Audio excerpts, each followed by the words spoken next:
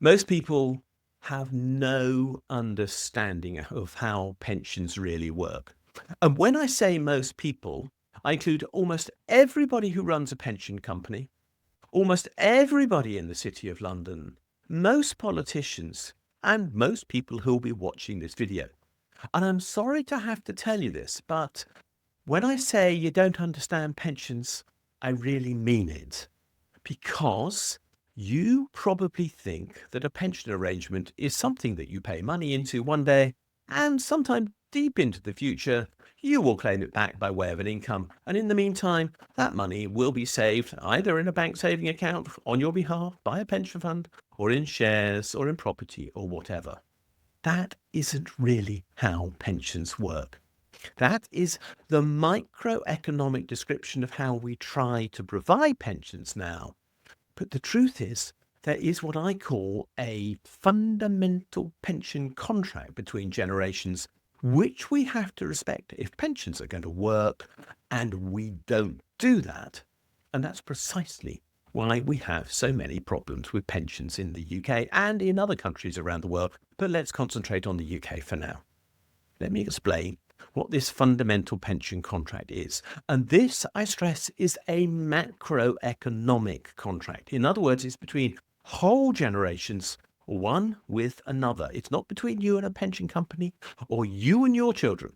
This is about society.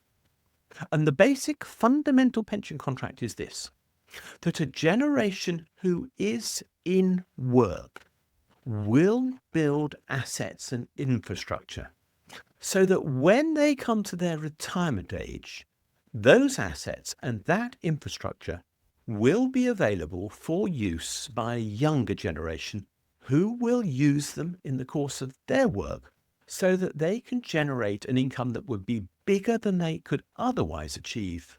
And out of that bigger income than they could otherwise achieve, they will lay some money aside to support the old in their retirement.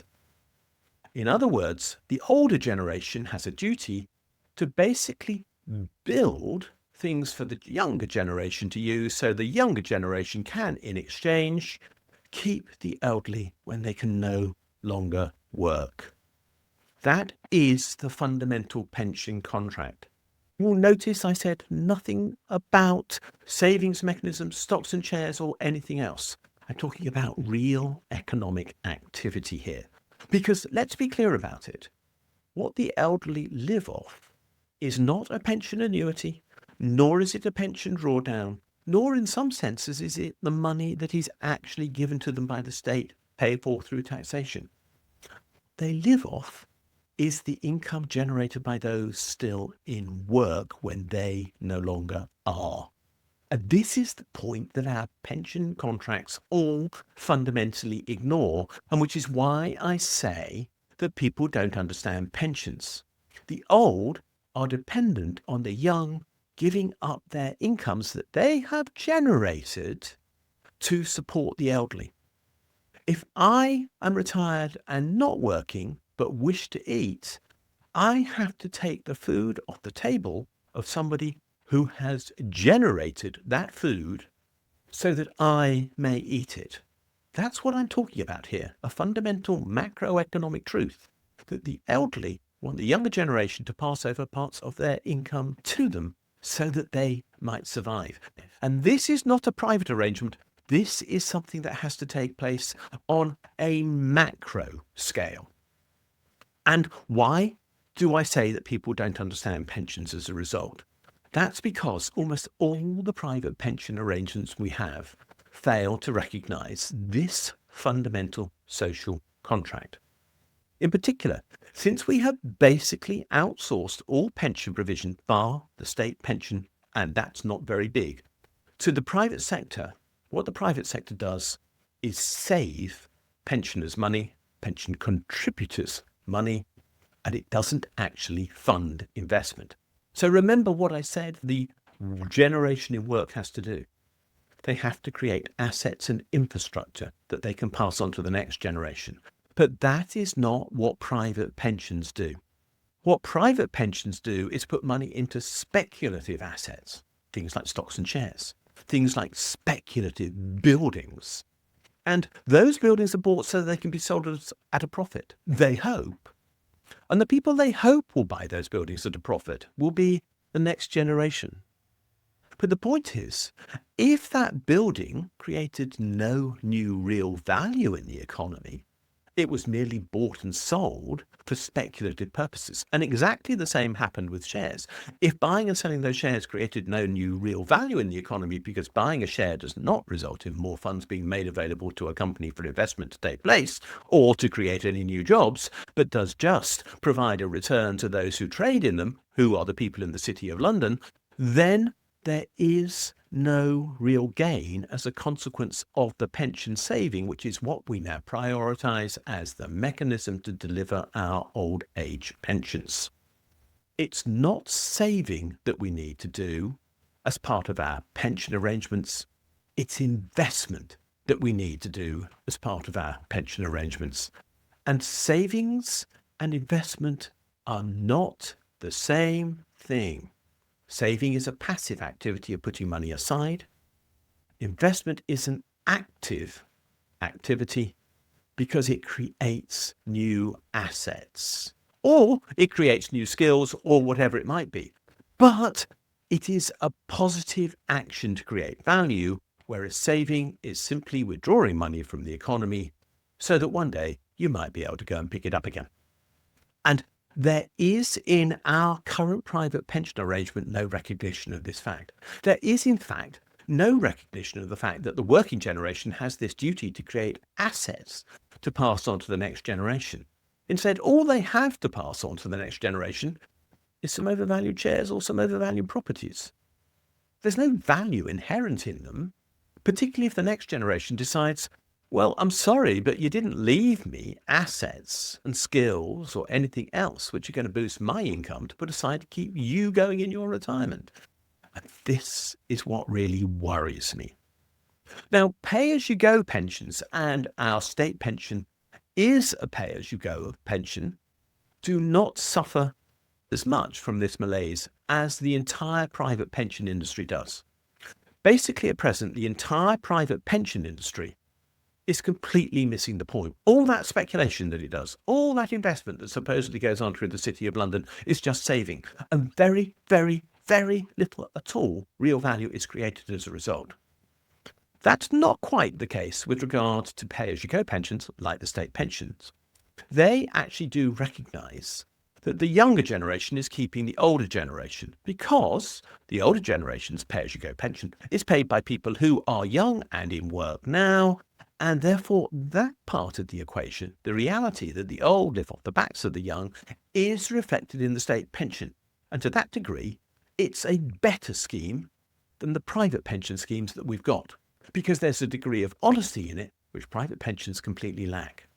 But there is still a failure on the part of the government to recognise that pay-as-you-go pensions should also be associated with the government undertaking investment in the economy to create the assets which will allow future payment of that pay-as-you-go cycle.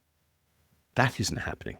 We've actually broken the investment cycle that should be underpinning all our pension contributions. And to some extent, I'm going to give Rachel Reeves just a hint of credit here, because she realises that there should be more investment by UK pension funds in the UK. The trouble is, she too is confusing putting money into things like private equity funds with actually creating value, because private equity funds do not create value. They just create speculative gains. So again, she's got it wrong. It's actually the case that we've got to stop saving in pension funds, and we've literally got to start investing in pension funds. We have to create a new balance, and that's vital. So what is it that we should be doing with our pension funds? We should be creating new tangible assets, factories, green power plants, new IT to suit a new generation, new transport systems, insulation, and all those other things that will guarantee that we have a functioning economy in the future. But intangible things too, like better education, better skills, better healthcare, better research on how we can survive the illnesses that we are going to face as we get older. and investment in long-term productive capacity. All these things matter because all of them raise incomes and lower costs, and so they expand the base from which pensions can be paid. The intergenerational contract can be respected because there will be the capacity to do it. These things create prosperity. Saving doesn't. And that's the problem we have. Whilst we continue to focus on saving, we will be pulling money out of the economy, we'll be putting it to unproductive use, we'll be cutting demand, we'll be slowing growth, we'll be risking recession, and ultimately, we will shrink the capacity to pay pensioners. And that's where we are. And that's why I say the vast majority of people don't understand pensions. So we need to take action to correct this. And thankfully, that's not desperately difficult to do. One of my suggestions is incredibly straightforward. We should require that 25% of all contributions into UK pension funds should be invested in the creation of productive investments. Only a quarter, let me be clear. I'm letting the city still play with 75% of the money, although heaven knows why. But in exchange for the tax reliefs that are given on pension contributions, which are incredibly costly to the UK government and amount to more than £70 billion a year, there should be a payback, which is the creation by pension funds of new productive capacity in our economy. And if the private sector refuses to do that, then the government should do so instead, creating funds for investment inside our own economy, which we could choose between. For example, we could choose an East Anglian fund, a Welsh fund, a Scottish fund, a North East fund, whatever else it might be, or perhaps a health fund. But we should be ensuring that if the private sector will not deliver growth, then the state will. Because we have to be able to afford pensions in the future. And if we don't invest, and the UK has an incredibly low investment rate, we won't be able to do that. And the reason why we have such a low investment rate is precisely because we have pensions run by the private sector, and it doesn't understand what it's doing. The state must take the lead. We must rethink pensions now to secure long-term well-being.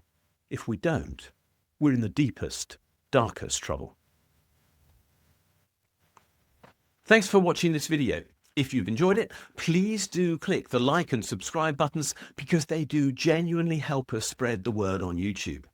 As importantly, could you have a look at the section below this video where it says more, and there you'll find a link to my blog. And if you follow that for the specific link to the blog entry related to this video, you'll find a transcript of this video and lots of other related material, plus a ChatGPT prompt that you could use to write a letter to your MP on the contents of this video, which will turn you into a campaigner, which will be a great thing to do.